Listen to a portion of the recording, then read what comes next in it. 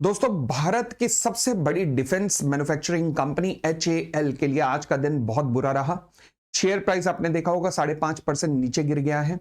अब रीजन क्या रहा? रीजन रहा कि भारत का जो सबसे एडवांस फाइटर जेट है जिसका नाम है एमका, उससे HAL को आउट कर दिया गया है। तो अब ऐसा क्यों हुआ, चलिए एक एक चीज को एनालाइज करते हैं।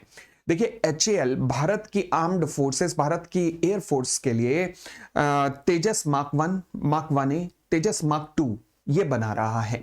परंतु सारी प्रॉब्लम है तेजस को लेकर, जो डिले हो रहा है पूरी प्रोसेस में, या फिर जो HAL के पास आज की डेट में ऑर्डर बुक है। HAL की जो ऑर्डर बुक है वो आज की डेट में उसकी जो टर्नओवर होती है ईयरली, उसके 6 गुना के बराबर है। यानी कि ऑर्डर्स तो बहुत आ रहे हैं क्योंकि इकलौती सबसे बड़ी कंपनी है, परंतु उनका एग्जीक्यूशन में बहुत डिले हो रही है, जिसकी वजह से इंडियन आर्मी, इंडियन एयरफोर्स ये बहुत परेशान रहते हैं। क्योंकि भाई जंग में जब जरूरत पड़ती है हथियारों की तो उनके पास है नहीं। इस वजह से हमें F-16 नाम के पाकिस्तान के फाइटर जेट के मुकाबले में अपना MiG-21 उड़ाना पड़ा था। क्यों? क्योंकि HAL की तरफ से डिलीवरी टाइम पे नहीं हो पाई थी।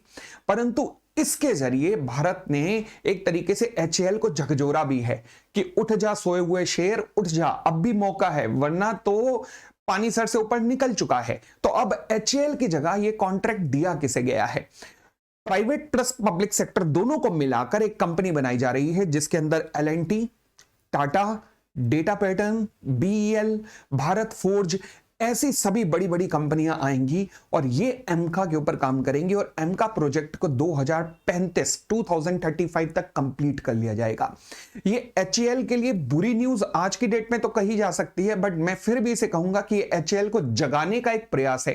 क्यों? क्योंकि अभी पूरी दुनिया खत्म नहीं हुई है HAL के लिए, क्योंकि अभी भी भारत रशिया के साथ Su-57 की डील एक साइन करने जा रहा है और उसकी जो मैन्युफैक्चरिंग कैपेसिटी है वो केवल HAL के पास है और किसी के पास नहीं है। तो वो डील तो मिलनी है HAL को, बट जरूरी है कि वो अपना एग्जीक्यूशन सुधारें। शॉर्ट टर्म के लिए आज की न्यूज जो आई है वो नेगेटिव है HAL के लिए, तो आप शॉर्ट टर्म में इसका प्रभाव नेगेटिव रूप में देखेंगे। HAL के प्राइस पे और ज्यादा गिरावट देखी जा सकती है।